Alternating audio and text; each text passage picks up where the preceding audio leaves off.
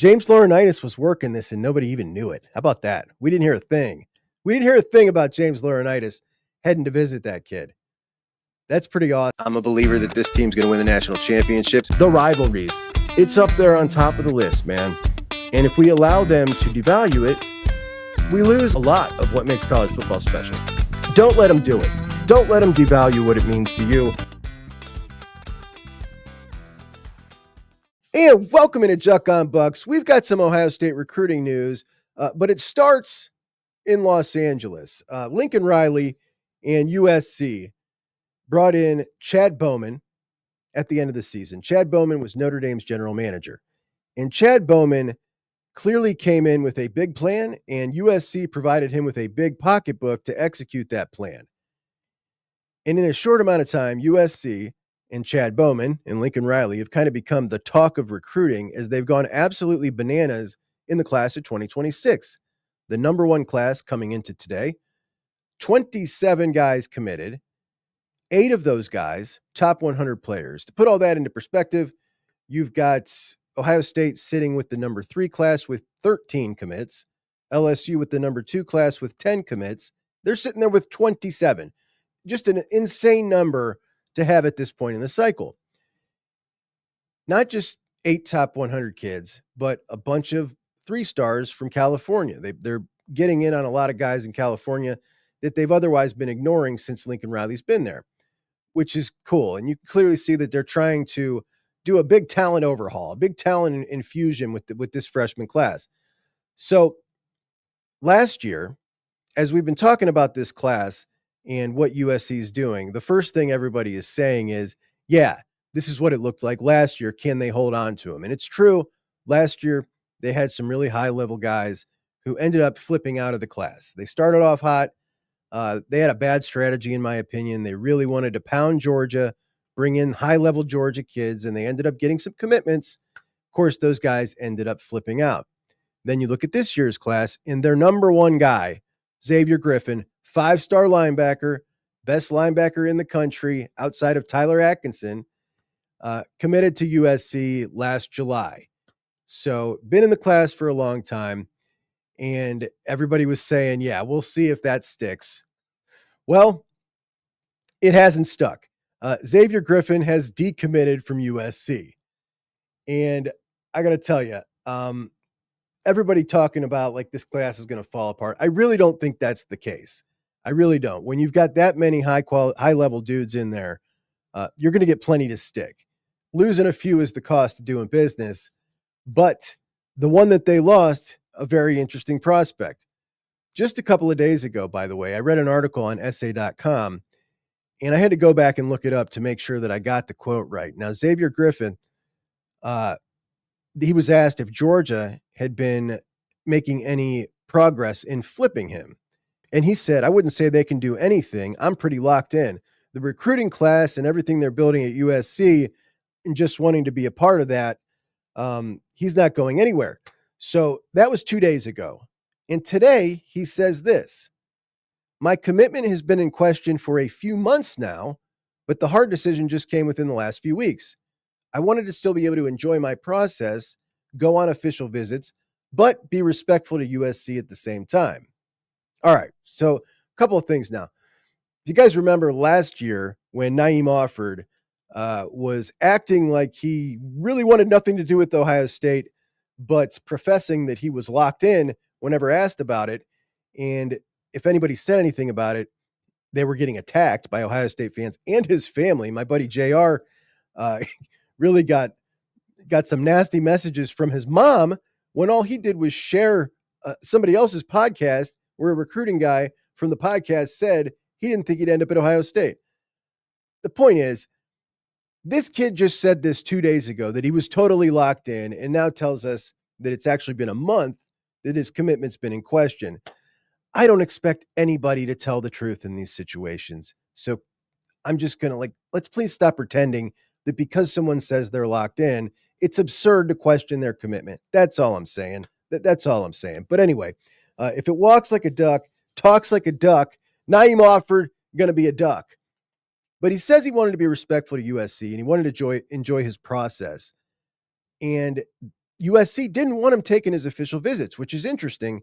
We're obviously seeing this thing of guys committing and then taking all these officials become the norm. It used to be very rare. Now, in one cycle, it's the norm. And you can't blame them, people say, because they're making money. No, you can. You can. Don't commit then. That's my stance on it. Like, if you're going to commit, just wait and take your officials and then commit. Anyway, that's the way I feel about it. But it's become the norm. In the last couple of weeks, Xavier Griffin has gone to Florida State, Georgia, Tennessee, Texas, all of that this spring. And he's had multiple coaches come and meet with him in recent weeks. And here's where this becomes an Ohio State show. One of those programs was Alabama. He's from Alabama originally and grew up an Alabama fan.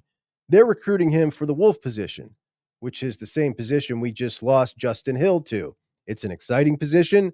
Kids want to play that, super athletic freaks, and you don't want to lose that guy again. That kind of guy is awesome. So the second school that has been visiting with him is Ohio State, and that is very interesting.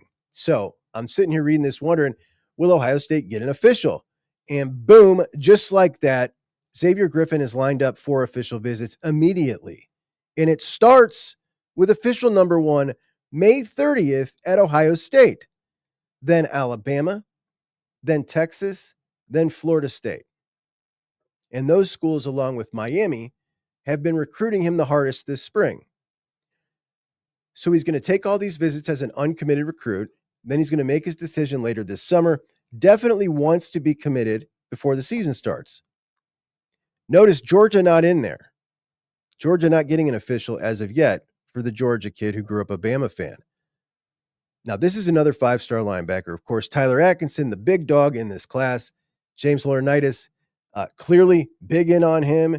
Sincere Johnson, those are the top 2 dogs on his board. The Buckeyes now have another option opened up, and this is a huge option. I think Sincere Johnson is in this class. He'll join CJ Sana. Can you get Tyler Atkinson, who is a very real possibility? The Buckeyes, they're sitting 1 or 2, in my opinion. Again, can't believe anything anybody says, but we heard him talk to Mark Givler and say they're either a top school or the top school. There's debate on whether or not he said A or the. But at any rate, they're a top 2 school for him. This is Georgia, Ohio State right now for Tyler Atkinson. Sounds like you got a real shot at getting in with Xavier Griffin. Now, he's not quite as good or as exciting as Tyler Atkinson, but you don't get the 5-star slapped next to you for nothing. The dude's pretty freaky. And James Laurinaitis was working this and nobody even knew it. How about that? We didn't hear a thing. We didn't hear a thing about James Laurinaitis heading to visit that kid. That's pretty awesome. Now, the only other option at linebacker for James is that's like a high-level dude that we know about. Obviously, he works in the shadows. We know that now. Jacob Eberhardt out of Missouri, who's a top 300 kid, 4-star, nowhere near the level of Atkinson or Xavier Griffin, and he's kind of a all-purpose player. He plays everywhere, so he's got a long way to go to learn how to be a linebacker, but still a pretty twitched-up athlete. Obviously, James is a great coach. That would be a big score. But after that, there's really not a lot of exciting prospects. But now that you got Xavier Griffin into the fold and James Laurinaitis on the recruitment, you've got him coming in for an official, and you got an option outside of Tyler Atkinson to potentially land a different 5-star linebacker. Sounds pretty sweet, man. In Ohio State, with 2 5-stars committed, Ohio State's record, of course, is 7 5-stars in the class of 2021. There are enough right now on the board to make that happen, right? To equal that record. You got Felix Ojo, you've got Darius Gray, you've got Braylon Womack, Tyler Atkinson, Xavier Griffin, Carter Meadows, Savion Hyder. Like, there are a lot of big dogs that Ohio State has a good relationship still at this point in the cycle. And I don't feel like it was like this last year. It was a fantastic class last year. You're even batting from kind of in a hole this time around because you don't get that 5-star quarterback that you can kind of traditionally count on Ryan Day bringing in. But This is one of the more exciting classes, guys. Like, there are so many big dog targets, and we're going to talk about quite a few more tomorrow as we got some big news about Felix Ojo that makes things even more interesting. So anyway, just wanted to hit on that. Xavier Griffin now on the market, 5-star linebacker, been meeting with James Laurinaitis, coming in for an official. Exciting stuff. All right, talk to you soon. JUCK and Bucks out.